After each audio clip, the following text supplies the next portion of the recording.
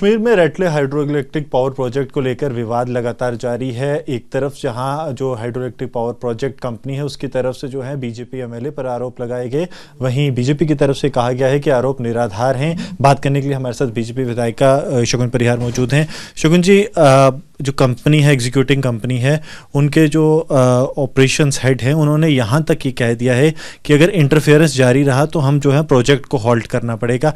आखिरकार कारण क्या है कि एक 850 मेगावाट का प्रोजेक्ट जो कि स्ट्रेटेजिकली बहुत ज़्यादा इंपॉर्टेंट है, इसको लेकर जो है ये स्थिति आन पड़ी कि अब लगातार जो है वार पलटवार हो रहा है?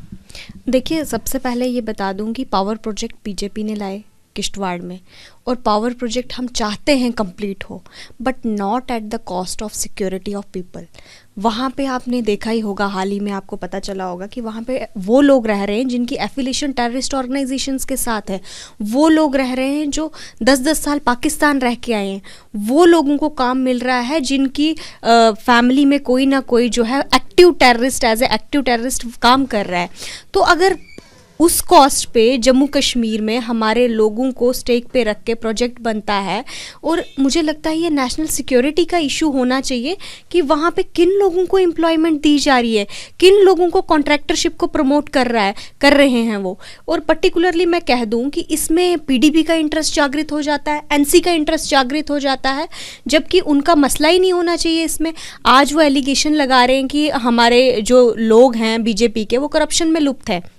मैं आज अपनी तरफ से 100% गारंटी देती हूँ, अगर बीजेपी का कोई भी कार्यकर्ता, मेरा तो चलो मैं कहती हूँ आप एसीबी छोड़ के, एनआईए छोड़ के कोई भी एजेंसी देश की ले आइए, हमारी इंक्वायरी के लिए चेक करवाइए, अगर हम 1% भी हमारा कोई कार्यकर्ता इसमें इन्वॉल्व पाया गया तो मैं सियासत छोड़ दूंगी।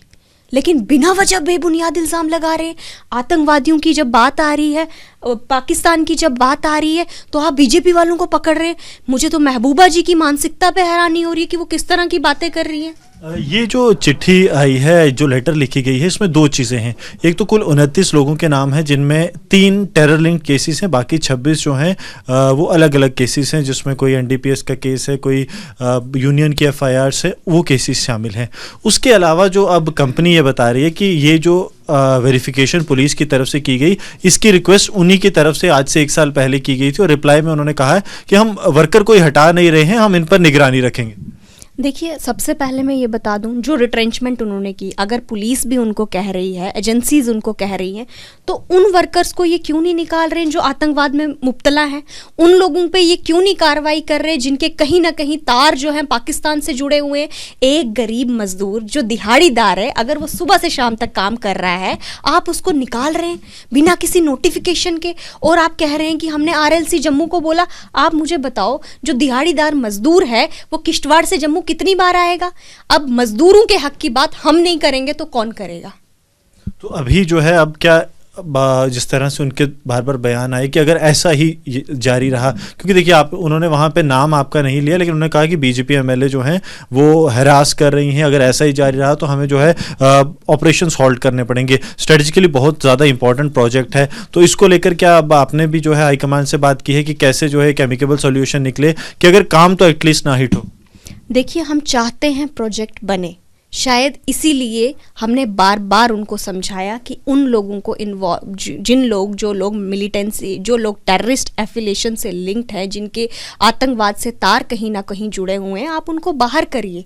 अगर उन्होंने उनको बाहर नहीं किया तो गरीब मजदूर को बाहर क्यों किया? हमारा लड़ाई का मेन मुद्दा यही है। बाकी हम चाहते हैं पावर प्रोजेक्ट कंप्लीट हो, और पावर प्रोजेक्ट्स की वजह से वहाँ डेवलपमेंट हो रही है, लेकिन हमारे लोगों को, हमारे गरीब मजदूरों को अगर बाहर किया जाए तो गरीबों के हक की बात करने के लिए शगुन परिहार बैठी हुई है, और मैं हमेशा करूंगी। और बीजेपी का हर कार्यकर्ता गरीब लोगों की बात करता है, और उसी आवाज को बुलंद करने के लिए मैंने वहां पे बात की है।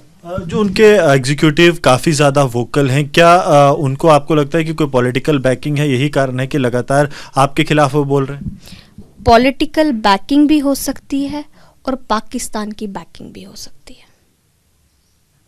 ये तो बहुत बड़ा एलिगेशन आप लगा रहे हैं कि पाकिस्तान की बैकिंग हो सकती है, जो रटले पावर प्रोजेक्ट को जो है कंपनी हेड कर रही। आपने देखा ही होगा वो सफाई किसकी दे रहे हैं। अगर इसका भाई आतंकवादी है तो इसका क्या कसूर है?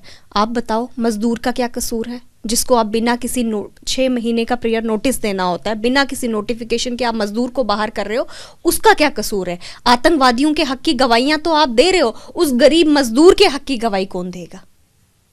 बहुत बहुत शुक्रिया बात करने